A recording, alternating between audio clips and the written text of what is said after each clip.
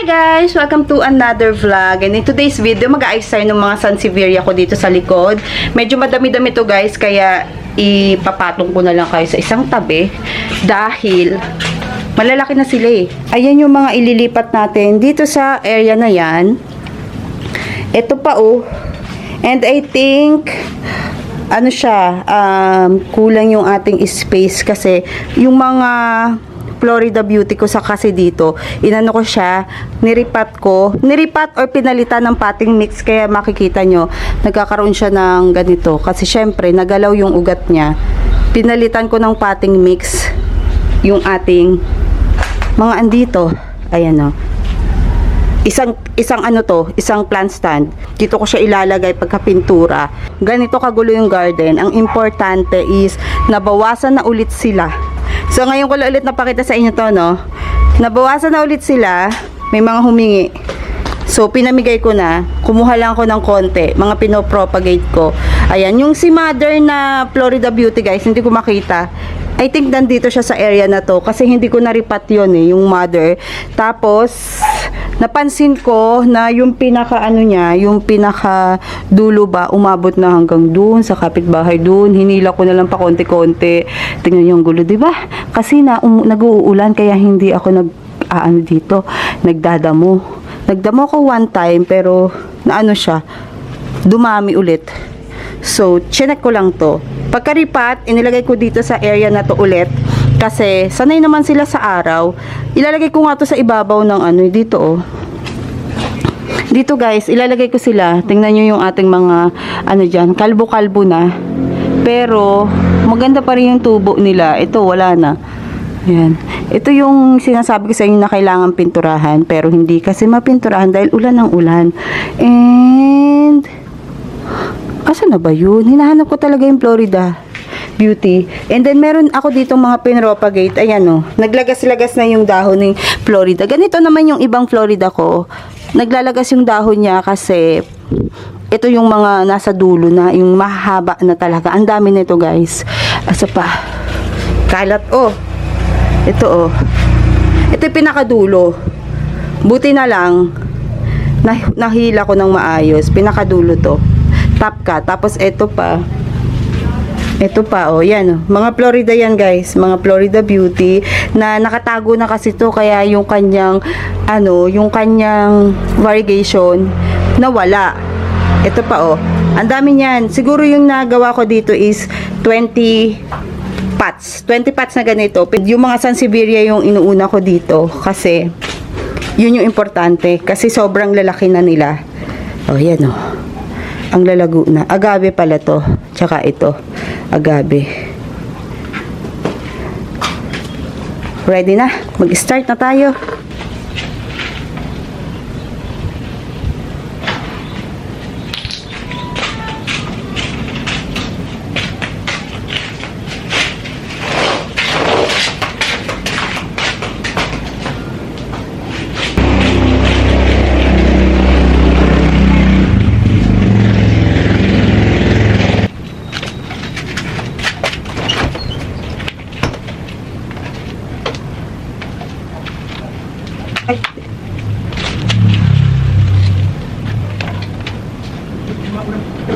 Cô đây, cô đây,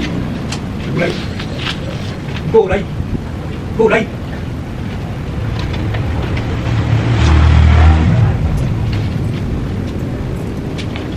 Cô đây cái đó.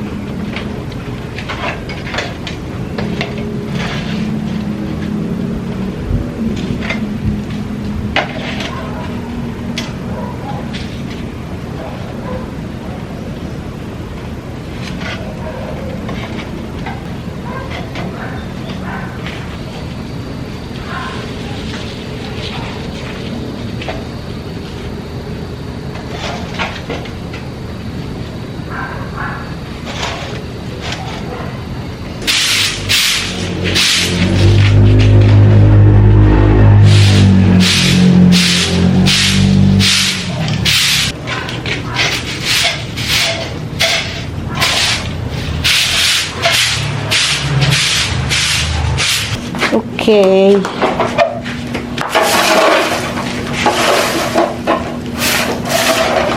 Bukas na tayo mag-brush ng sahig ha. Bukas na lang tayo mag-brush. Kasi paulan na naman eh. Mag-aano na naman. Okay na yan. So, eto na guys, ang ating naayos. Pansamantala. Pansamantala na naman. Tingnan nyo, oh, kulang pa siya guys. Kasi ano, parang may kalahati pa akong ilalagay dito. Hindi pa yan yun, meron pa doon. Wala pa dito yung mga bonsel na variegated, yung iba't ibang klaseng bonsel dun sa bandang dulo. And ito lang muna kasi ito yung nagkasya. Actually, dapat ito is tatlong plant stand. Ito yung pangatlo. Kaya lang, naisip ko hindi magkakasya. Kasa siya, pero wala akong mapapaglagyan nito. Ito, oh, kailangan nandito lang siya kasi sobrang bigat kasi nito, guys.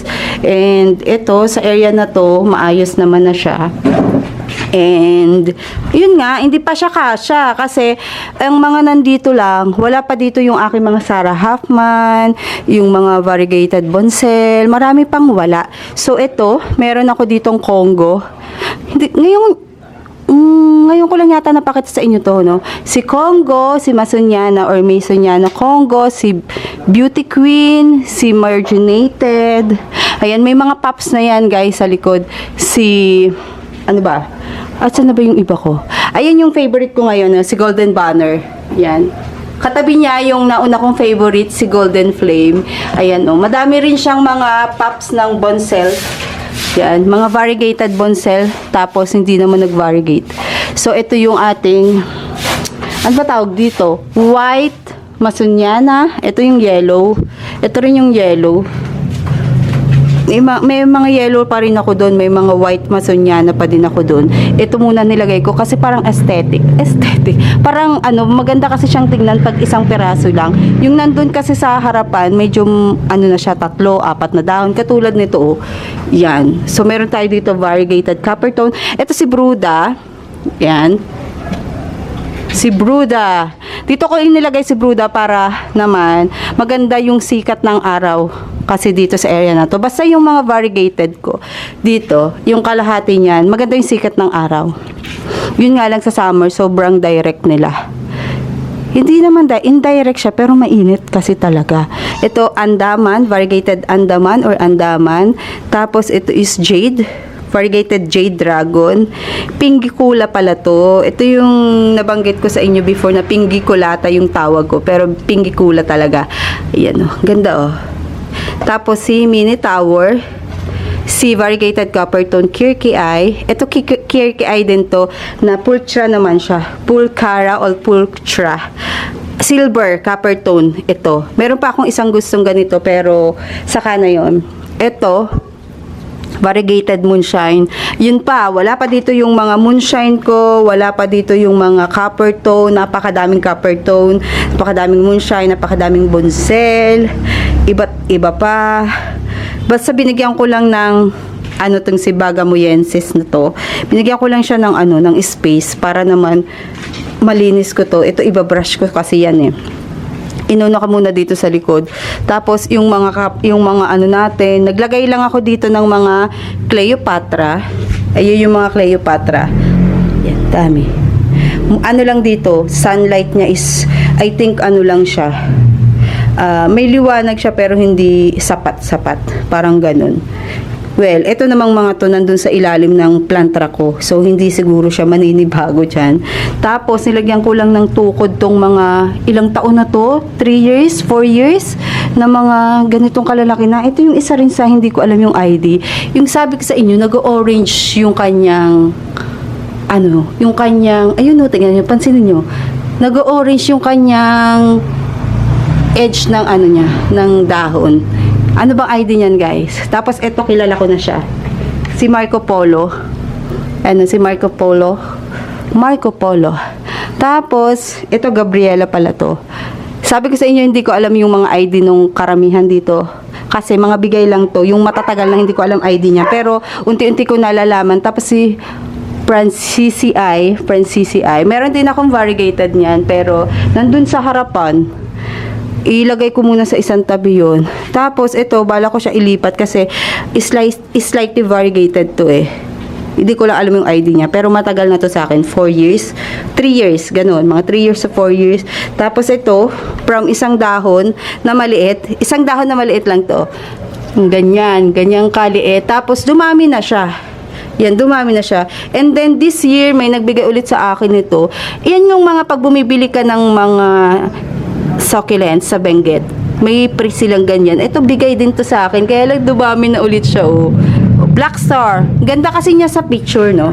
Or sa video. Ang ganda niya tingnan. Mga Black Star. Pero napakadaming Sansevieria na ano ngayon. Na tawag dito. Madaming Sansevieria ngayon na naglalabasan. Tingnan nyo naman yung aking Golden Siam.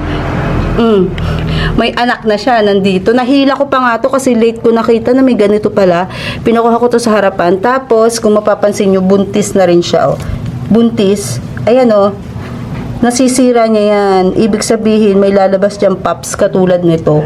So, intayin na lang natin yan. Kawawa naman pag pinutol ko, diba? Baka lumago pa siya. So, at least, kahit pa paano, lumuwag-lawag na dun sa harapan. Etong blue na nakikita nyo, ito is insecticide or pesticide. At ito, ang ganda, oh. Nabili ko lang to isang dahon. Tapos, naging dalawa na. Medyo matagal nga lang siya. Pero carry lang. Yun naman yung mga Sansevieria. Matatagal silang magdahon pero worth it pag nagsimula na siyang magdahon under your care. Ayan, dadami na yun. Actually, ito nabili ko lang to isang dahon. And naiinis pa nga ako dun sa seller na pag pinagbilang ko nito dahil ang mahal-mahal. Tapos iba pa yung pinadala niya sa akin. Plus, nagpangalawang ano pa ako, order, kalokohan ko. Nag-order pa ako ng pangalawa with pups naman yung pinadalang isa. Nung dumating sa akin, walang pups. Kinukuha niya yung pups pag inaano niya. Pag ina-uproot. Tingnan natin to. Ito yung pinaka-pups ng ano, nung Bagamoyensis. Bumuka na siya. Tapos, meron dito ano. Itinaas ko lang kasi baka sakaling lumaki to. Alocasia. Alocasia. Wala tayong alocasia, guys, kasi nahirapan akong padamihin sila. Nagkakakuto, pero gusto ko magkaroon ng alocasia ulit eh. Yun nga lang, wag muna ngayon. Pag ayos na yung garden, kasi nag-aano pa ako, nagre-reset pa ako ng mga hoya. Ang dami kong nire-reset na hoya dito, guys. Pakita ko. And bago ako nag-ayos, ayan o, nasa na yun? Ito, guys. Nasa na? Ito yung inayos ko na hoya kanina. CKSB08. Sino ba mahilig sa hoya dyan?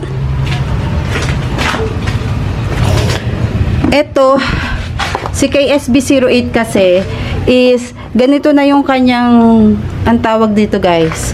Ang kanyang trellis, madumi, hindi na maganda, kinakalawang. So, napabayaan ko yung ano nila, yung lagayan ng mga hoya. Kaya, nire-reset ko. Tapos yung potting mix niya, hindi siya maganda, oh. Parang may garden soil. Tapos, pero lumago siya. Kasi nabili ko lang to, 2 dahon, si KSB08. And, napalago ko naman siya. Kasi, tingnan nyo. Yan. Ayaw mag-focus. Tingnan nyo, oh.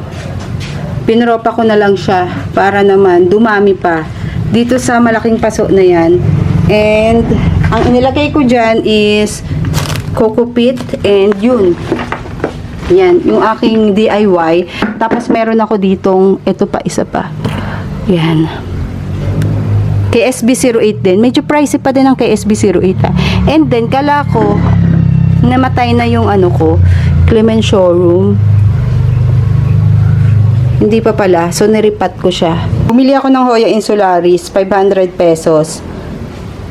Niripat ko pagdating, tapos pinaulanan ko after ilang oras, kasi nga umuulan nung time na yun, na deads. Ito yung pinakapuno niya, na deads. Ayan o, pinakapuno niya to. Sayang, 500. Tapos, nagtira ako nung top cut, pinutol ko agad, and then bumili ako sa Shopee oh. Ito yung isa sa gustong-gusto ko Hoya, Bruguette or Brugay. Ayaw mag-focus talaga oh. Dito tayo. Ayan. Bumili ako 550 pesos, 3 dahon siya. So, ito yung pinaka baba. Tapos, ito yung top cut. Brugay. Brugay Bruguette. Tapos, gusto ko pa yung inner variegated na, na ganito, na Polynuera, pero pricey pa. Pricey pa yung pinagtanungan ko, cuttings. Tapos, meron din akong Polynuera dito na, tinapkat ko din, kasi, kalokohan ko, pinaulanan ko nga sila, magkakasabay sila dumating ito, si Insularis, si Polynuera na yung regular, and siya, ganyan yung nangyari. Buti na lang sana mag-ugat siya, kasi ito yung puno niya eh. Yan yan yung puno niya. Tapos meron ako ditong ipopropagate na curly cactus dyan. Pumutok na siya. So iniintay ko na lang matuyo-tuyo pa ng konti. Ito pa yung mga ipopropa ko. Yan Pero hindi ko siya mapropa kasi nandun na siya sa taas. Nandun, gumulong na siya. Iniintay ko munang iniintay ko muna siyang magdahon bago ko putulin and then propagate. Ayan tingnan nyo, napabayaan ko yung ibang hoya ko kasi hindi na maganda yung potting mix niya. Pinatungan ko lang ng ipa. I-ayos ko na yung mga succulents ko kasi nabawasan na. Natanggal na yung mga sansevieria dun sa ilalim. Kasi ito, kailangan na nila ng araw. Dito ko lang inilagay. Alam nyo naman, dito, pang hoya, pang lang indoor dito. Kasi hindi ko pa naayos yung bubungan yan eh. Kailangan palitan natin para mas lumiwanag. At, na sila guys. Namumutla na sila guys. So, mumutla na to. Kaya, dito ko na i-end ang ating vlog and see you on our next video. Bye!